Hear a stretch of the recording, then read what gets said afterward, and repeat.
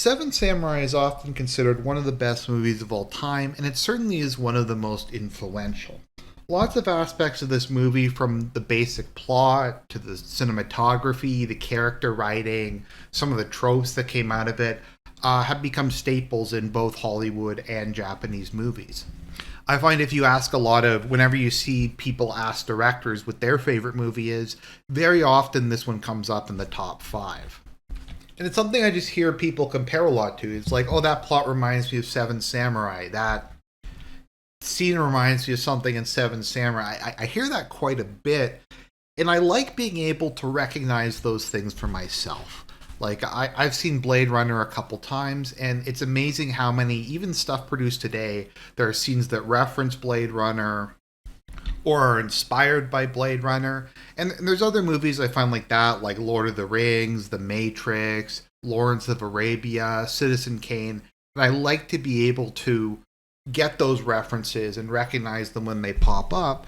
But also, I think it's cool to go back and look at the development and to go back and say, oh, okay, that's where that started. That's what everything is borrowing from. That's what everything's referencing. Something I always find kind of funny about that is the original work can often feel very derivative and generic if you've watched all the stuff that's based off of that. I find that's very true with Lord of the Rings, because basically everything high fantasy is just directly copy pasted from it. So if you go back and read the books, you're like, oh, this is just like D&D. There's dwarves and elves and humans and orcs. It's like every video game. It's like every high fantasy movie. And I mean, obviously that's not the case. All that stuff was a copy of Lord of the Ring, or all that stuff is inspired by Lord of the Rings. But it is funny because that is kind of the raw, undistilled version of it before they tried to put all the spins on it. And I do think it's fun to go back and take a look at it. So this is a movie, once again, that there's been so many remakes, Magnificent Seven, A Bug's Life, that kind of stuff, that I want to go back and see what was the original movie like. Does it hold up? Is it as good as everybody says it was? Is it the best movie of all time? So at least when people say this is like Seven Samurai, I can go back and I can know what they're talking about. So anyways, I had a day off, and this is a long movie, so I'm like, you know what, let's watch Seven Samurai. Now, I'm going to say off the bat, I have a little bit of a bias against things that are considered to be classics. I just don't always have the reverence people have for something just because it's old or just because it's influential. And my taste can be somewhat anachronistic. Like if I go back and play a video game from back before like interfaces were a lot better or more intuitive, I might just not like it and not be able to play it based on the interface or based on just some feature that they didn't have back then that they have now. Probably an example of this would be if I went back and played the original Majora's Mask without the modern save system. It would drive me crazy. But just a lot of times I've gone back and tried to play an older RTS, I just can't get into it. Maybe a good example of that would be in StarCraft 1, how when you build workers, the workers don't automatically start mining, whereas they do in StarCraft 2. Sometimes little quality of life improvements can make a really big change. And I find it hard often to kind of separate that thing out. And if something's really bad, if it's really cheesy, if it's just really like not good, to me, I don't probably adjust it as much given the limitations of the time as some people would do. I also feel with a lot of classics, there are a lot of people who just like them because they want to look sophisticated. They're like, well, all these famous directors have Seven Samurai or Citizen Kane or Lawrence of Arabia or Casablanca is their favorite movie of all time. If I have it as my favorite, then I'm as smart as them. Then I'm like these genius actors. I'm like these genius film critics just because I like it as well. And there's often, I think, an intimidation factor where if you're just kind of an amateur reviewer like me, you don't want to go against the grain. You don't want to say, well, I'm right and the entire industry's wrong and all of the people who study film are wrong and this movie actually sucks. So I have that less than most people. If I feel there's a very strong negative, or I feel there'll be an extremely strong negative reaction to opinion, I sometimes just won't review it or won't go into detail about it. Or I'll do something that I know is going to irritate people, like the Nier Automata review. That being said, I went into this movie with what I'd say mixed to somewhat negative expectations, given how old it is, given how long it is. Not that I have anything with any issue with long movies. A lot of my favorite movies are long. It's just I feel if you're making a very long movie, you have to do more to justify the length. Like you can get away with a lot more. I don't know if issues are it, but it's easier to make an inferior movie and make it 90 minutes than to make an inferior movie and make it 120 minutes. I hope that makes sense. It's just whatever the virtues and vices of the film are, I find are brought out a lot more given its length. And if it's a really good movie that's really long, you don't even notice it. But if it's not a good movie and it's super long, it's really rough. Anyways, what did I think of Seven Samurai? I it's weird because when I was watching it, I didn't like most of the movie, particularly the first half. I did not enjoy it. I didn't like it. But as time went on, I started to like it a bit more. And having watched it, I feel like it was a lot more than the sum of its parts. Like I didn't enjoy a lot of it when I was watching it, but thinking about the film as a whole, I like it more than I really like any individual part or any individual scene. And I always find that kind of interesting whenever you have something that's more than the sum of its parts or something that's less than the sum of its parts. So I was trying to think about why is that the case? Why did I not have the best viewing experience, but I kind of liked the movie overall? And I think what it is this film, in my opinion, and I'm telling Akira Kurosawa how to do his job, but I think this could have been edited down quite a bit. The movie is 207 minutes, including the intermission. I feel you probably could have hacked like half an hour off of this easy, maybe even more. It just feels like there's a lot of scenes that go on too long. There's a lot of scenes I feel just repeat themselves, like particularly like when they're in the inn and some of the conversations between the samurai and some of the scenes in the village. It almost feels like they just have a scene that serves the same purpose multiple times when one could do. And I do think if you edited this film down a bit more, it would flow a bit better. Once again, this is just my unprofessional opinion as someone watching it, but I did feel it was a bit too long. Well, once again, I don't necessarily have an issue with long takes or stuff like that. I do think editing has come a certain distance since movies in the past. A lot of modern movies have very quick, tight editing, and I just feel that's kind of lacking here. I mean, once again, we're trying to do a sprawling epic, and that by its nature is always going to have some bloat. I feel it has a bit too much, though.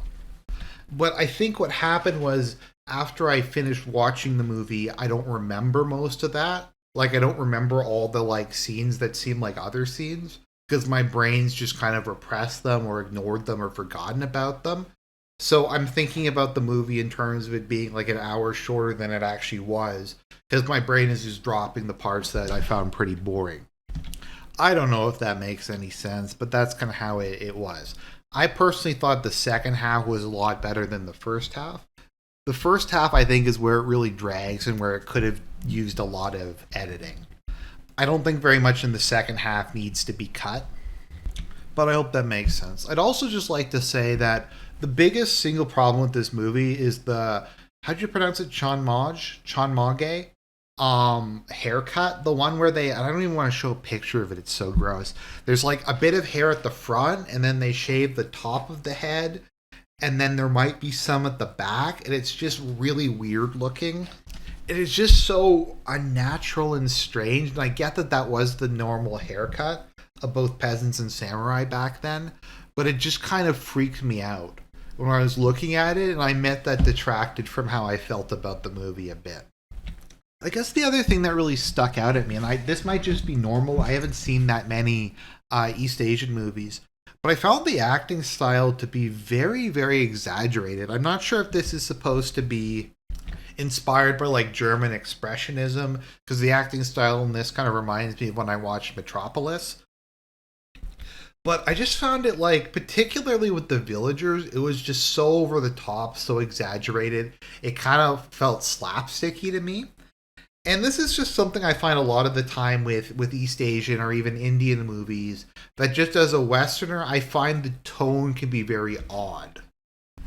That is, in like comedies, it'll go from being like funny to just being the most like extremely depressing, something horrific happens and the genre will just twist on a dime. And in the inverse, there'll be something like that's just completely horrific is going on, and then it'll just go into a scene and something to break the tension will happen, but it doesn't feel self-referential or like a joke or something in the same way it would in a Western movie. Once again, that's just probably the cultural context that I don't really get, but I found it kind of jarring in this movie because a lot of the movie is like all this misery, there's war, there's all this other stuff, and then you just have these guys like running around doing a slapstick routine. And I get that the movie needed some humor. I get it needs a bit of variety, but I don't know, it felt very jarring whenever I was like getting into the movie and then these like goofy villagers would come up and start doing like a Three Stooges routine. As I was watching this, I kept going, you know what? This film could use a laugh track. If they added in some like bop sound effects and a laugh track, this would actually make a pretty good comedy. And I don't know if that's a good thing or a bad thing. In particular, I'll just mention Kikucho, the kind of the crazy samurai who has the Nodachi. Well, he was certainly a highlight of the movie, and his insanity was a lot of fun to watch. It just felt really weird and out of place in some scenes. Like everyone else was being serious, and he was just kind of running around with some like weird hijinks. It felt like he had come in from some other movie. Once again, it might just be a cultural context thing that I don't get as a Westerner. But those were kind of like, I guess, kind of my overall impressions of things I found weird or things I kind of had an issue with when I was watching this movie. Just the pacing could use some work, I think. They could cut it down, I think, a fair amount, and it would flow better. And just the tone is really strange at some parts in it.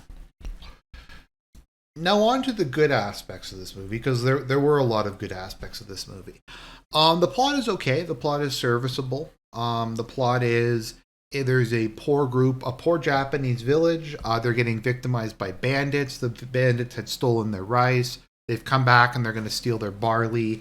And the people want to fight back, but they can't fight back, so they go to hire some samurai to come and defend them.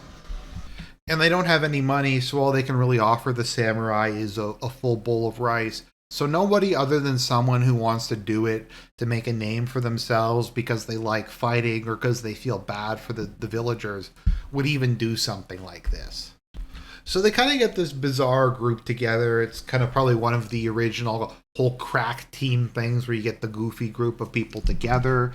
And you have a pretty good variety. You have Takashi, who's the leader, and he's very strategic. He kind of has a samurai general vibe to him. Kyuzo, who's like just an extremely skilled swordsman. Obviously, Kikuchiyo. And Katsushiro, who is like a young, wealthy, but untested samurai. And they're functional, they have decent chemistry. They kind of play off of each other. I like the samurai a lot more than the villagers. I find most of the villagers to be really annoying, especially that old guy, some of the older ones. I will also say that the camera work is very good in this. I know that's kind of maybe like, oh, you're saying Seven Samurai is good camera work, but especially for the time and the technology they're working in, it's sometimes a bit hard when you're going back to look at something before they had computers and HD and all the kind of things that spoil us now, and to look at what they were able to achieve with innovation and practical effects that we can do so easily today. But honestly, even by today's standards, camera work is great in this. Very well shot movie, interesting kind of mixture of close ins and zoom outs. It is impressive, especially for something from 1954, and I have to give them credit for that. Now, the thing that impressed me by far the most about this movie wasn't really the plot or the camera work. It was what I felt was a commitment to realism, and I'm not sure if that was intentional or not. But the aesthetic and filming style I felt was very realistic in a way that a lot of movies I haven't seen are. The sets didn't really even look like movie props a lot of the time. It felt very much like a real world location.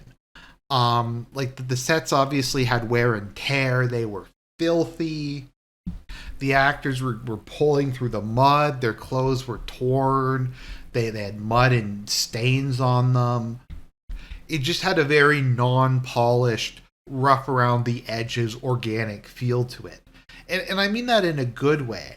It like just kind of like towards the end of the movie where they're fighting in like the ditches and the mud and the rice paddies and stuff like that. It's just you could really feel like cringe when the actor goes in and he's climbing out of the mud and stuff like that. I think it does a good job of really kind of giving you an idea of what the physical deprivations of the situation would be, and it's constantly raining, and the people look cold or they look sweaty or stuff like that, and like the costumes are not like they're not bad costumes, but it does feel like a lot of the cases like it's just random clothing that they were able to pull together. All of it's very ragged. It gets dirty.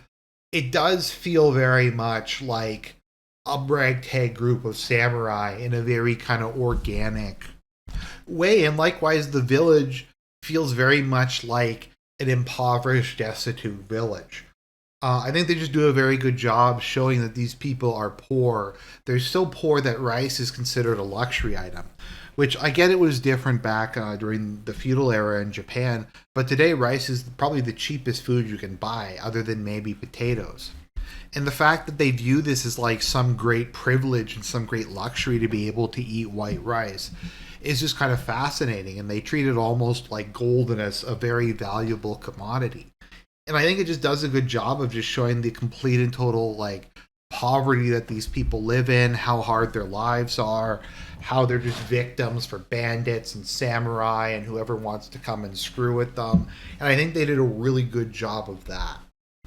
Like, I could almost smell the movie as I was watching it. Like, smell the stink from the animals and the people and the sweat and stuff like that. And I have to give it a lot of credit. It made me believe that they were in that setting more than a lot of things that I've seen, even given the limitations of the technology that they were using at the time. So it's good. It has a very visceral feel to it.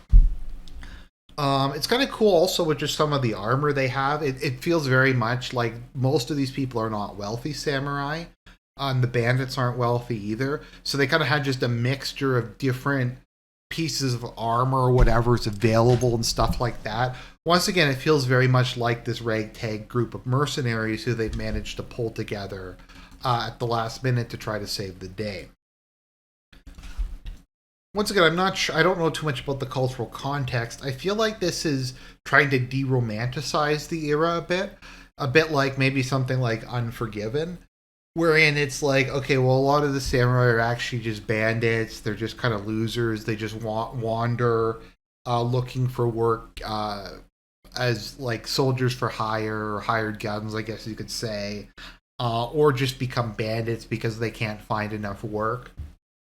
And rather than getting some kind of idyllic pastoral life, it just looks like being a farmer in feudal Japan is absolutely a horrific life style. So I appreciated that. That was kind of interesting. I don't know if this is too early to call a deconstruction, or this was kind of a response to some of the stuff that happened during the military regime era prior to the end of World War II, where there was just a lot of romantic nationalism, and that's kind of like a counter to that. I'm not really sure, but it's interesting. On the topic of just kind of technical stuff like that, something I really like in movies is when there's very tactical action scenes. Like where there's like a scene where they plan it out, and as stuff happens, they react to it in real time, and they explain why they're doing what they're doing, and they have like plans and just different things that impact it. And the second half of this movie, or I guess the last third of this movie, where they're defending the village from the bandits, I thought was really good because it like goes through them building all the fortifications. They're explaining why they're putting fortifications where. They talk about how they're going to leave like one opening to try to funnel them to come in through that location. They specifically train the villagers to use bamboo spears as part of the overall plan. Takashi very early on It draws a series of circles symbolizing the number of bandits, and it's all about trying to get a good kill to death ratio, as there's only 7 samurai versus like 30 bandits. And it was very much, it kind of reminds me of something like maybe Wrath of Khan, where you have like this tactical battle. So at any given time, one side's up, the other side's down. Maybe something unexpected happens. They find a gap in the wall and they sneak in, and then they get driven back, or someone catches them. And it's just very much like every scene, you don't really know how it's going to end. You don't know who's going to come out on top. You don't know who's going to die. It's a very kinetic and engaging way to do a battle. And I did really enjoy it. It had a lot more of, once again, an organic, like kind of a brawling feel to it. Like the villagers did look like kind of desperate villagers without formal military training, just trying to desperately knock these guys off their horses. I liked that the guys just ran away like an abject terror and got chased down. I don't know if that's what real combat is like, but it certainly felt more realistic than a lot of things I've seen in other places. So on the whole, though, while I know there's probably a lot of subtext and thematic depth, and I can go in and talk about the characters and the setting and stuff like that, some of that is just lost on me as a Westerner, and not being super familiar with all aspects of Japanese culture. More like a Western or a action movie or a period piece or something like that, and just was kind of trying to go along for the ride, trying to enjoy it for what it is. So on the whole, I would say I viewed it as more of an interesting movie than a good one. A lot of the movie, like I said, I was kind of bored during. I felt just kind of dragged. I kind of felt myself, and this was mostly in the first half, losing attention from time to time.